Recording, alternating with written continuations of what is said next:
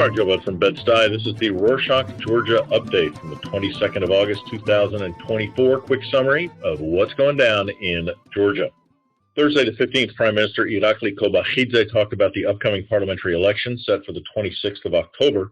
He said that the ruling Georgian Dream, or Otsneba party, is pushing hard to win. The party only needs about 6 more seats to secure the majority, giving them significant power to pass laws without much opposition. Kobakhidze pointed out that opposition parties were scrambling to unite just to pass the 5% voting threshold, which he sees as a sign of their weakness and disorganization. According to him, their inability to gain broader support reflects how disconnected they are from the voters. Meanwhile, Otsneba is aiming for 113 seats in parliament, which could solidify their control.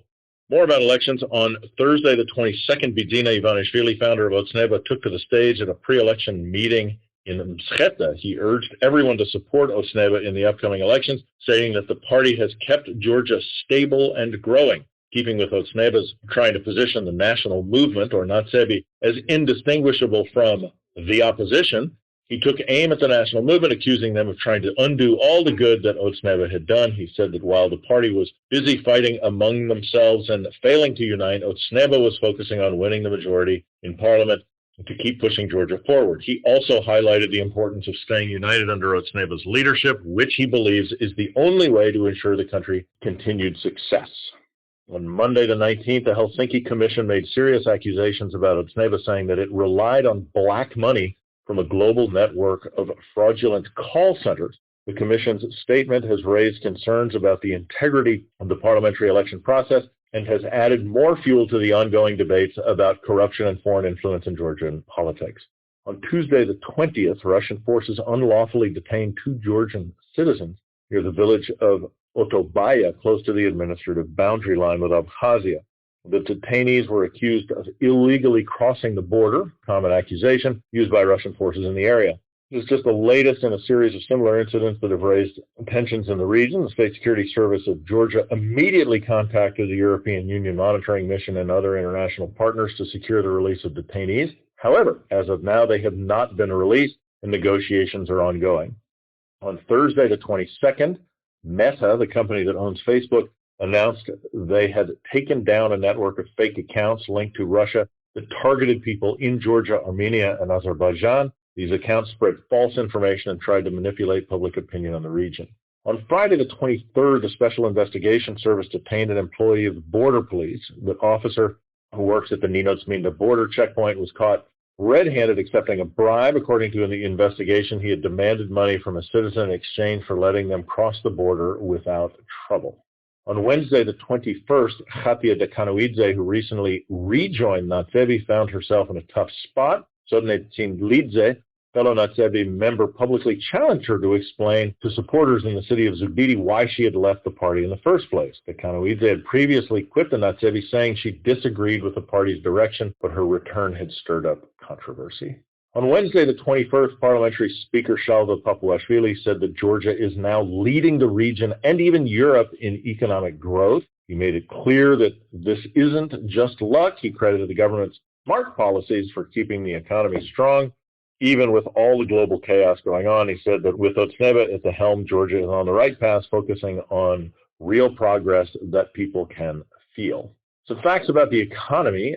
Geostat, Georgia's statistics office, reported on Friday the 16th that the unemployment rate had dropped by 3% compared to August 2023. Now sits about 14%. Unemployment is still a major issue, especially in rural areas and among young people. The government has been touting this decrease as a success. Public's not so sure. On Monday the 19th, Senator Jean Shaheen and Congressman Mike Turner, as we reported last week, visited Georgia to strengthen ties between the two countries. They met with Georgian leaders to discuss security, democracy, and Georgia's aspirations to join NATO and the EU. Former President Misha Saakashvili called the visit an important demonstration of the U.S. bipartisan support for Georgia. He emphasized how crucial U.S. backing is for Georgia's democratic development and its alignment with Western values. Misha's comments come as the country faces growing political polarization, with some groups pushing for closer ties with Russia, while others advocate for strong integration with the West. Also, as reported last week on Monday the 19th, workers at Evolution, Georgia continue their strike. This is a company that provides online gaming services. They're demanding better pay and working conditions. They're asking the government to step in and help resolve the situation. The strike is drawing a lot of attention about issues facing workers in this sector and could set an important precedent for labor rights in Georgia's growing tech industry. Thursday the 22nd, a fire broke out at a shopping center in Tbilisi's Guldani district. Luckily, emergency crews arrived quickly, managed to put out the blaze. No one was injured, but the incident has sparked concerns about fire safety in public spaces. Authorities are now investigating what caused the fire. On Wednesday the 21st, the Roads Department of Georgia announced they finished rebuilding an 18-kilometer stretch of road leading to Bakhmaro Resort, which is a major tourist destination. The new road is expected to make the resort more accessible, which could boost the local economy. The project is part of a larger effort to improve infrastructure across Georgia in the period before the election, especially in rural areas.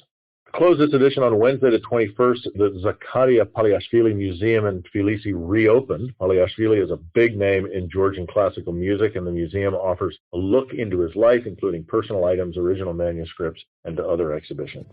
And that's it for this week. Thanks for joining us. Before we leave, did you know that if you're listening to us on Spotify, you can leave comments or questions in the episode? There's a comment box right there. The comments are private by default, and we won't publish them. You want us to get back to you, share your email so we can contact you. We'd love to hear from you. Put something in there. Go crazy. Nachmandis.